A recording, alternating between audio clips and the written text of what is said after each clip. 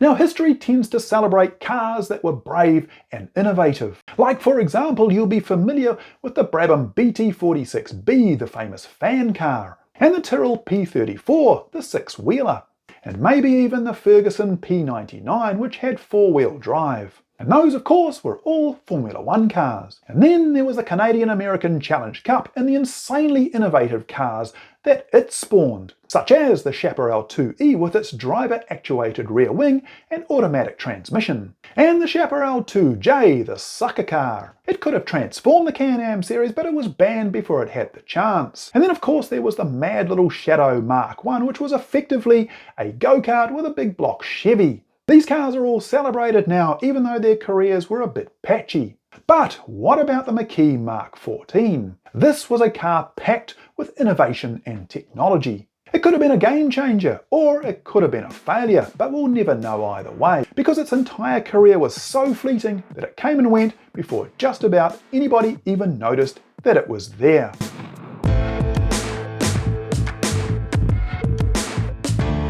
Now, the Canadian-American Cup, the Can-Am, ran from 1966 through to 1974. And for a little while there, it was the wildest, most outlandish road racing series in the world. And people think it had no rules, but that's not quite true. There were rules, and they were registered with the FIA, and they were called Group 7. And they were created largely because of a bloke called Roger Penske. You've probably heard of him.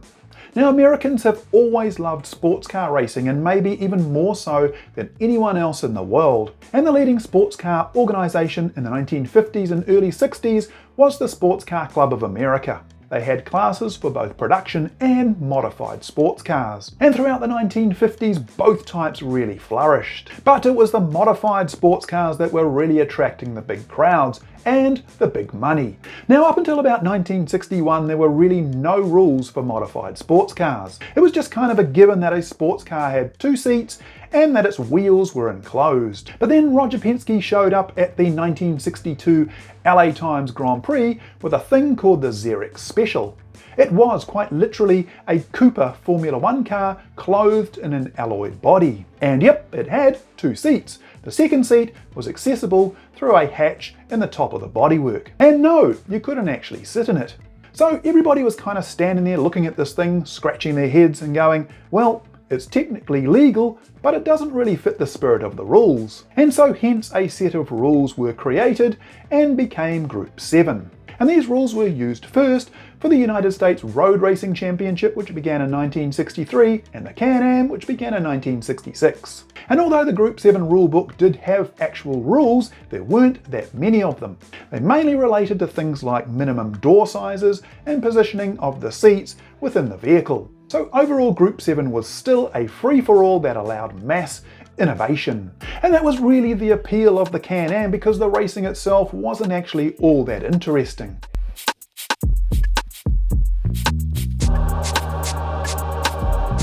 So a big drawcard of the Can-Am was the innovation that the rules allowed. But for the most part, the cars that were the most successful weren't actually all that innovative.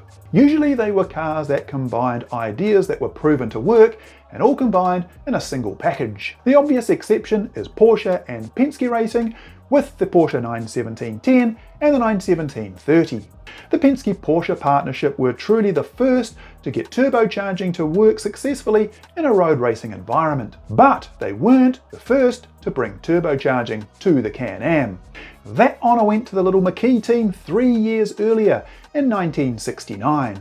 Now, Bob McKee came from a hot rodding background and then got involved in stock car racing. He built a successful 1955 Chevy for Tiny Lund, which brought him to the attention of Pontiac. He was chief mechanic on Dick Rathman's Watson Offie at Indianapolis in 1961. And it was here that he saw the modified Cooper Formula One car being driven by Jack Brabham. And he knew right there and then that mid-engine cars were the future of racing. Now, competing in that race was Roger Ward, who was also impressed by the Cooper. Ward commissioned McKee to build him a mid-engined modified sports car for SCCA racing. McKee took a Cooper Monaco chassis and modified it so it could be fitted with an alloy Buick V8. And this was one of the very first mid-engine V8 sports cars. McKee also designed his own transaxles and ended up selling a whole bunch of these, including to Shelby American. He then started producing his own mid-engine chassis for modified sports car racing. And these were called the Chevette.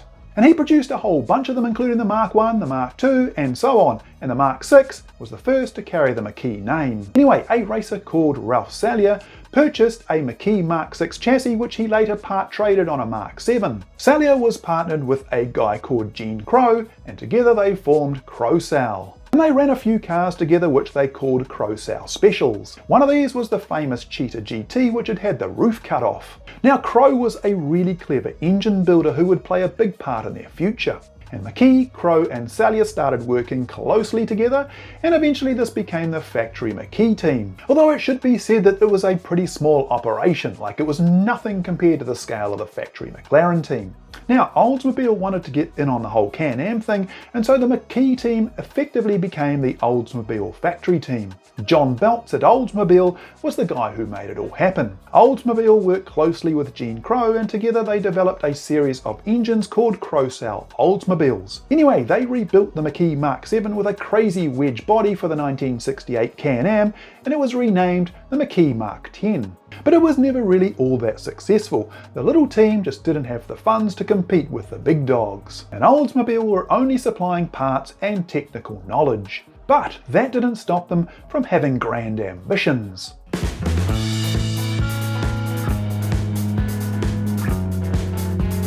So the 1969 Can-Am was completely dominated by McLaren. In fact, they won all 11 races and took pole position in all 11 races. They finished first and second 8 times, and they even finished first, second and third at Michigan when Dan Gurney jumped aboard the spare McLaren M8B. Now the M8B was a brilliant car, but it wasn't terribly innovative. It was well designed and well developed, and McLaren of course had a really healthy budget.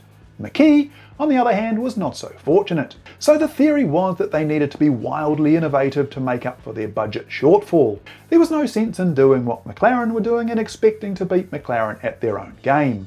Now the McKee team missed the opening round of the 1969 Can-Am, but showed up with the Mark X wedge in round 2 at Circuit Mont Tremblant. And the car was familiar, but the engine wasn't.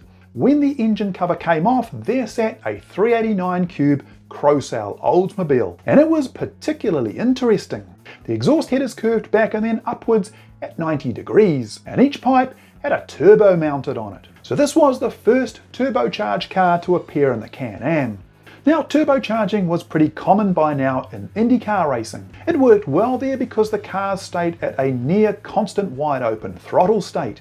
But nobody had figured out how to make turbocharging work in road racing. The biggest issue, of course, was turbo lag and throttle response. Anyway, Joe Leonard was the driver of the Factory McKee, and he qualified in position 9. And that actually sounds pretty good, but he was 7.6 seconds off pole. And he finished the race in position 8, and he was 3 laps down on winner Denny Hulme. So they had something to work with at least, and the car did finish. But then the little McKee team wasn't seen again until round 6. And this time they really went into innovation overload.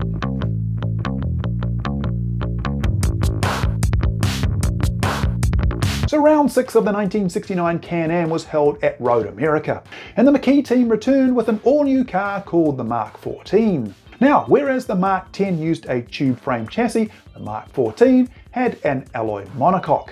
But that wasn't anything out of the ordinary. The sides of the chassis tub were squared off, much like the McLaren M8Bs, and the swoopy bodywork started at the sharp nose and flowed back to an integrated rear wing. And within that wing was ducting and intercoolers. And the intercoolers of course were a hint because the real magic of the Mark 14 took place beneath the surface. So the McKee Mark 14 was powered by a twin-turbocharged Crosal Oldsmobile V8. But it was completely different to the motor fitted to the Mark 10 that appeared earlier in the year. And everything about this motor was epic. First of all, it was 455 cubic inches and based on a production Oldsmobile block. But the block was cast from alloy. Oldsmobile had cast the block, and they also cast special alloy heads. And on top of the motor sat a special one-off alloy manifold with Lucas mechanical fuel injection. The exhaust manifolds were actually modified stock Oldsmobile manifolds but flipped back to front. And they fed a pair of TRW 375 E10 turbos, and the whole package was set at 10.1 pounds of boost. Now, horsepower was apparently more than 700, which would have almost certainly made this the most powerful car on the Can-Am grid in 1969. And in fact, the turbocharged alloy Olds was so impressive, it made the front cover of Hot Rod magazine in July 1969. But wait, there's more. The McKee Mk14 was also four-wheel drive. An Oldsmobile ST300 Jetaway variable pitch stator transmission from the Cutlass was used. It was modified to provide 4 forward speeds with the pitch set in either high or low, and this was mated to a Ferguson four-wheel drive transfer case. So the little McKee team introduced the first turbocharged car to the Can-Am, and then they also introduced the first four-wheel drive car to the Can-Am. But wait, there's more. It also had an air brake system. Remember the Mercedes-Benz team at Le Mans in 1955? Those cars featured a deck lid that flipped up under braking. And this of course was a braking assist. And the McKee Mk14 system was a bit like that. Above the driver sat a large alloy plate that used hydraulics and was hooked up to the braking system. When the brakes were applied, the plate flipped forward. And when it did so, it provided not only braking support, but also additional downforce. Now, I assume the reason for the air brake system was because the automatic transmission didn't have the same effect as a manual transmission during deceleration. So the McKee Mk14 had a twin turbocharged Oldsmobile V8, four-wheel drive, and an air brake system. It was innovation unseen, even in the Can-Am. But how did all that technology translate into on-track performance?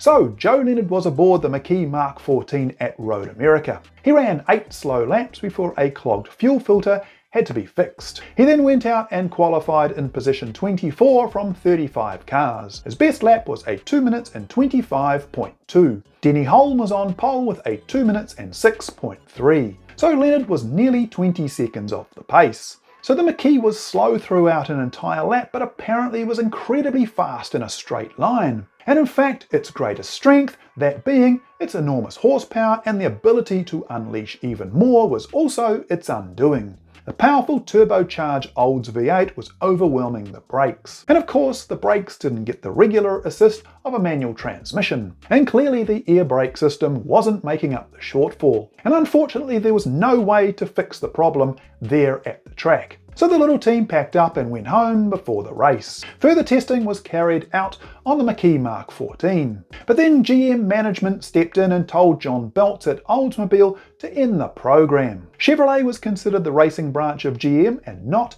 Oldsmobile. So Oldsmobile withdrew their support and the little McKee team lacked the funding to carry on the program alone. And so the incredible McKee Mk14 with its twin turbocharged motor, its four-wheel drive and its air brake system never actually started a single Can-Am race.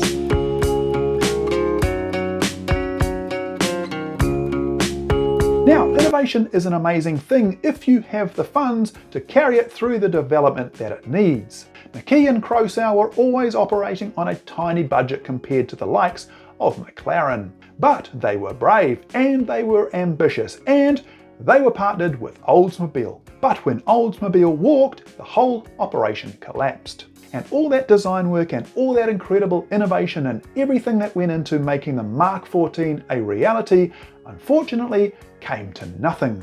So the McKee Mk14 still exists. It's painted yellow now, even though it was painted white during its one and only appearance at Road America in 1969. And the air brake system looks to have been removed. Sometimes it appears at classic car shows, and I believe it's also done a bit of historic racing.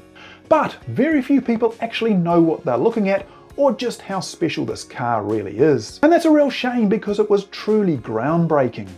It was a pioneering vehicle in a series full of pioneering vehicles. Now, racing doesn't always reward those who think outside the box and those brave enough to be pioneers. But at least history often remembers them and celebrates them. However, in the case of the McKee Mk14, its time in the spotlight was so fleeting that sadly it's a car that's almost completely unknown. And Bob McKee, Gene Crow, Ralph Salyer, and even Oldsmobile deserve so much more. Anyway, that's all I got for you this time, folks. Hope you enjoyed this little video. If you did, please hit the like button and the subscribe button and tap that little bell thingy down below so you get a notification when I post up a new vid. Anyway, till next time, catch you then. Cheers, see ya.